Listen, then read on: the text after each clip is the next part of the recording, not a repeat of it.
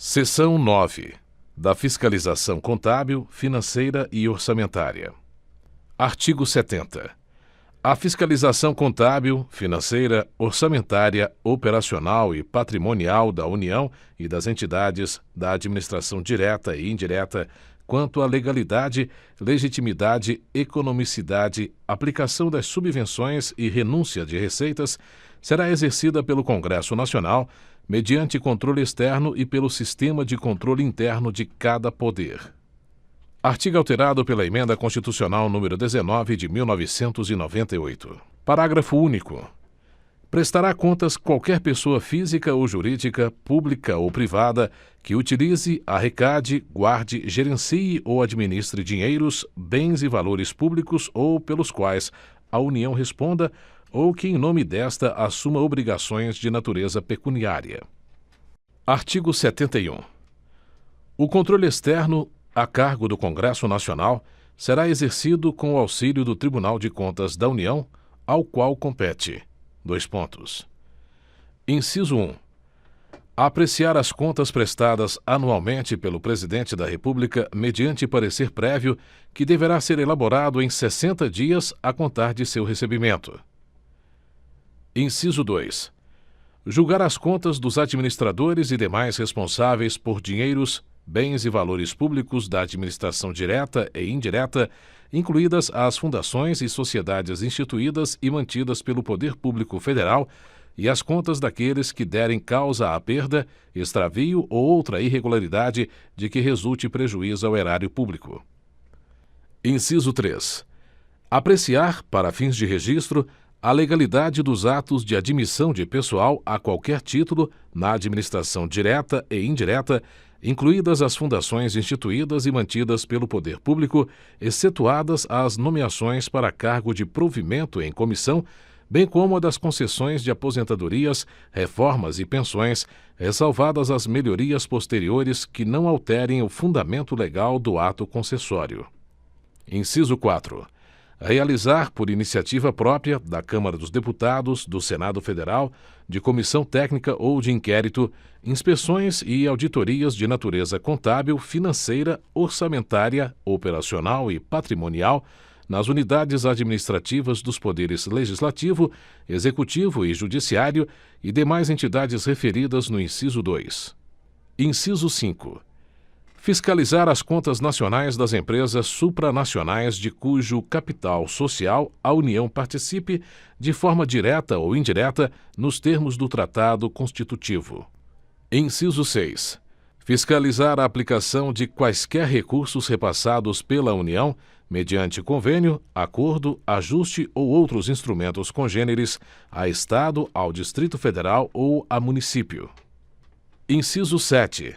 Prestar as informações solicitadas pelo Congresso Nacional por qualquer de suas casas ou por qualquer das respectivas comissões sobre a fiscalização contábil, financeira, orçamentária, operacional e patrimonial e sobre resultados de auditorias e inspeções realizadas. Inciso 8. Aplicar aos responsáveis, em caso de ilegalidade de despesa ou irregularidade de contas, as sanções previstas em lei, que estabelecerá, entre outras cominações, multa proporcional ao dano causado ao erário. Inciso 9. Assinar prazo para que o órgão ou entidade adote as providências necessárias ao exato cumprimento da lei, se verificada a ilegalidade. Inciso 10. Sustar, se não atendido, a execução do ato impugnado, comunicando a decisão à Câmara dos Deputados e ao Senado Federal. Inciso 11. Representar ao poder competente sobre irregularidades ou abusos apurados. Parágrafo 1º. No caso de contrato, o ato de sustação será adotado diretamente pelo Congresso Nacional, que solicitará de imediato ao Poder Executivo as medidas cabíveis. Parágrafo 2º.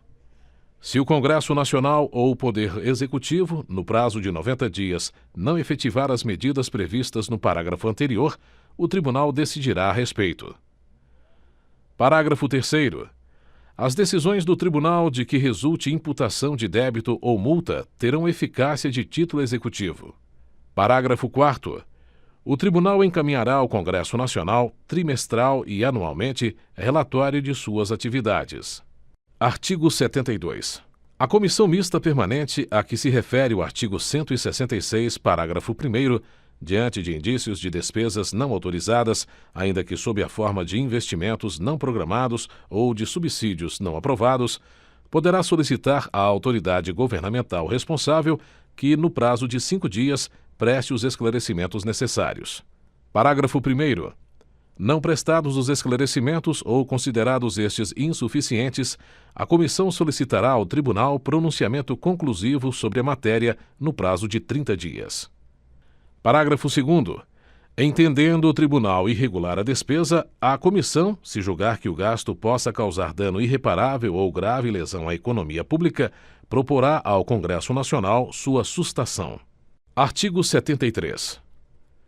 O Tribunal de Contas da União, integrado por 9 ministros, tem sede no Distrito Federal, quadro próprio de pessoal e jurisdição em todo o território nacional, exercendo, no que couber, as atribuições previstas no artigo 96.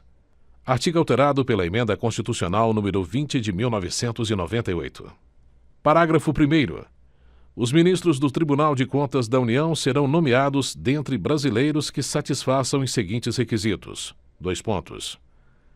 Inciso 1. Mais de 35 e menos de 65 anos de idade.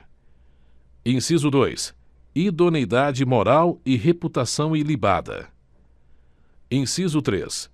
Notórios conhecimentos jurídicos, contábeis, econômicos e financeiros ou de administração pública.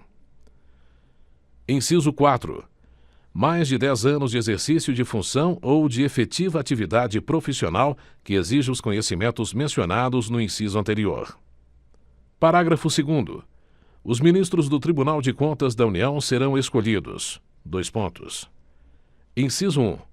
1/3 pelo Presidente da República, com aprovação do Senado Federal, sendo 2 alternadamente dentre auditores e membros do Ministério Público junto ao Tribunal, indicados em lista tríplice pelo Tribunal, segundo os critérios de antiguidade e merecimento. Inciso 2. 2/3 pelo Congresso Nacional. Parágrafo 3º. Os ministros do Tribunal de Contas da União terão as mesmas garantias, prerrogativas, impedimentos, vencimentos e vantagens dos ministros do Superior Tribunal de Justiça, aplicando-se-lhes, quanto à aposentadoria e pensão, as normas constantes do artigo 40. Parágrafo 4º. O auditor, quando em substituição a ministro, terá as mesmas garantias e impedimentos do titular e, quando no exercício das demais atribuições da judicatura, as de juiz de Tribunal Regional Federal. Artigo 74. Os poderes legislativo, executivo e judiciário manterão de forma integrada sistema de controle interno com a finalidade de: Inciso 1.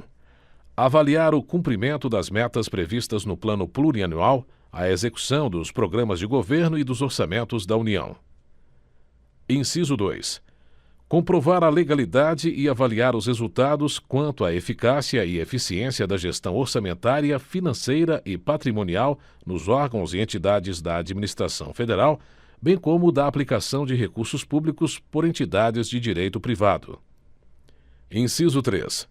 Exercer o controle das operações de crédito, avais e garantias, bem como dos direitos e haveres da União.